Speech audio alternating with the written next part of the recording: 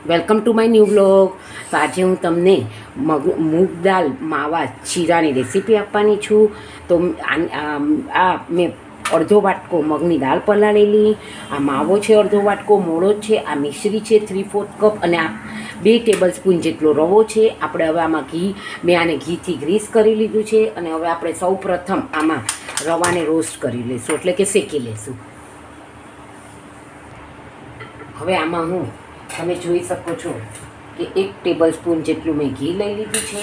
હવે આ ઘી અત્યારે મેં 1 ટેબલ સ્પૂન લીધું છે. હવે આમાં હું સાવ ધીમા તાપે આને રવાને શેકી લઈશ, અને આપણે આ મગની દાળ જે પલાળી છે એને અને એને મિક્સરમાં વાટી લઈશ. તો તમે જોઈ શકો છો મેં મગની દાળને મિક્સરમાં પીસી લીધી છે, અને આપણો આ રવો બી લગભગ શેકાવા આવ્યો છે.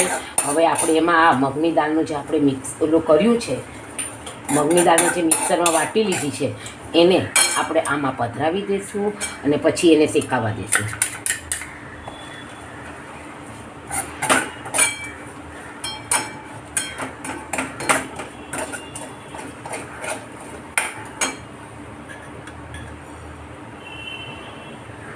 અને આપણને હજી હું આમાં 1 ટેબલ સ્પૂન જેટલું ઘી પધરાવી દઉં છું, જેથી આપણે મગની દાળ માટે ઘીમાં શેકાવા દેવી પડશે આપણે એને.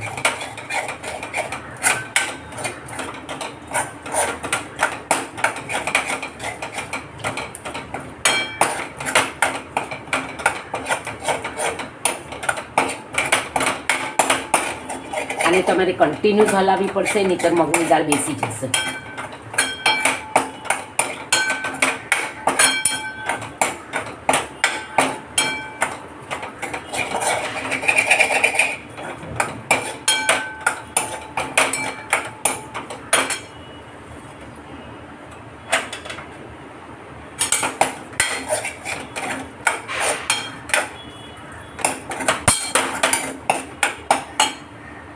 અને આપણો આ માવો તો ઘરે જ મેં બનાવેલો છે, જેમાં મેં બહુ બધી વાર રેસીપી મૂકી. બધી જ સામગ્રીમાં હું ઘરના માવાનો જ ઉપયોગ કરું છું.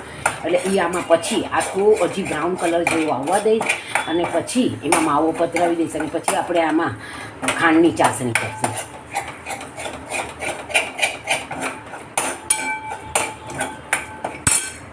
તમે જોઈ શકો છો કે આપણો ઘણો બ્રાઉન કલર આપી ગયો છે. આપણું મગની દાળ ઘણી શેકાઈ ગઈ છે.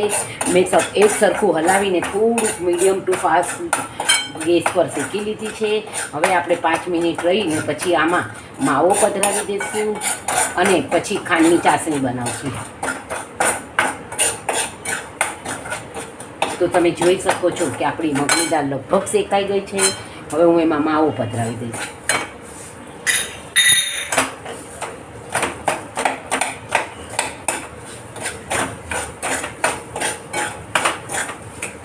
આમે તો આ તો કાચો માવો નથી, આ તો મેં બનાવી જ રાખેલો માવો.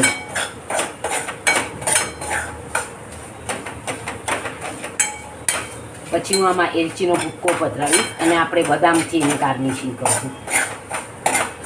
તો મેં માવો પધરાવી દીધો છે. હવે હું અહીંયા આગળ આ ખાંડની ચાસણી કરવા માટે મેં મોળો માવો પધરાવ્યો છે. આમાં મેં 1 વાટકી જેટલી આમને મેં ઘીથી ગ્રીસ કરી લીધું છે. 1 વાટકી જેટલી મિશ્રી પધરાવી છે.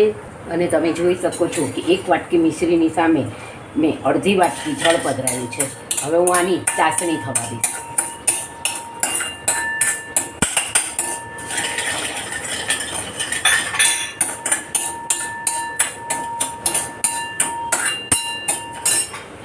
તો આમાં મેં જરા પિંચ જેટલો એલચીનો ભૂક્કો પધરાવી દીધો છે.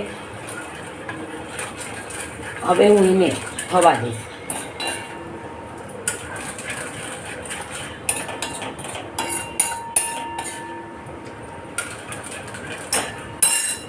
તો તમે જોઈ શકો છો કે આપણે આ એકદમ ફાઇન ચાસણી જેવું થઈ ગયું છે. હવે આમાં આ આપણે પધરાવી દઈશું, ને પછી હલાવશું. તો તમે જોઈ શકો છો મેં મગની દાળનું જે આપણે શેકી રાખેલું માવા મગની દાળ એ ચાસણીમાં પધરાવી દીધું છે. હવે હું ઘી છૂટું પડશે એટલે નીચે ઉતરી અને એને ઉતારી અને એને કાજુથી ગાર્નિશિંગ કરીશ. ને આપણને એવું લાગે તો આ સ્ટેજ ઉપર આપણે આમ તો આમાં ઘી છૂટું પડી જશે. આમાં વ્યવસ્થિત ઘી પધરાવ્યું હતું એટલે એને નથી પડતું, તો આપણે 1 ચમચી જેટલું આમાં ઘી પધરાવશું. તો તમે જોઈ શકો છો કે આપણું લચકા પડતું થઈ ગયું છે.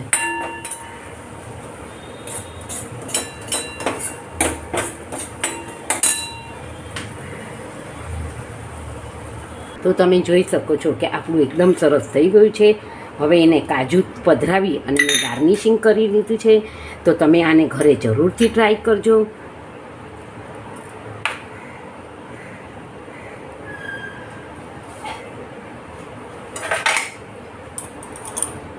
તો તમે જોઈ શકો છો કે આપણું આ સરસ તૈયાર થઈ ગયું છે.